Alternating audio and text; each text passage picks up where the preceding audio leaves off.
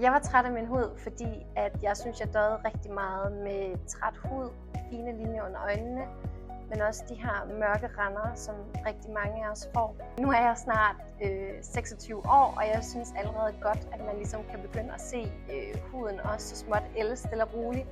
Så fandt jeg produktet LuxLumi, som er en LED-maske. Den er simpelthen med til at gøre min aftenrutine så meget nemmere.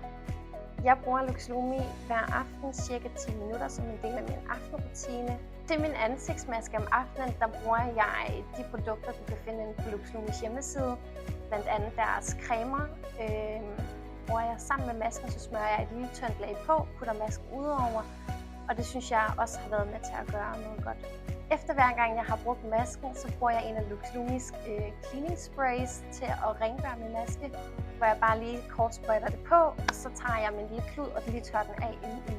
Jeg fandt faktisk frem til LuxLumi via en veninde, som havde haft lidt samme problem som mig, og vi søgte ligesom begge to en lidt nemmere løsning.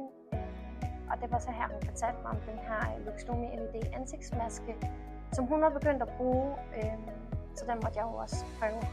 Jeg vil helt klart anbefale LuxLumis LED ansigtsmaske til andre.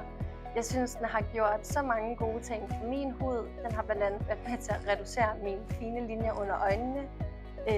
Jeg har også stået rigtig meget med rande under øjnene. Det synes jeg også, den har gjort. Og så det her med at gå ind og tage nogle af de her røde plamager, man godt kan have i huden. Det synes jeg virkelig, den har gjort godt.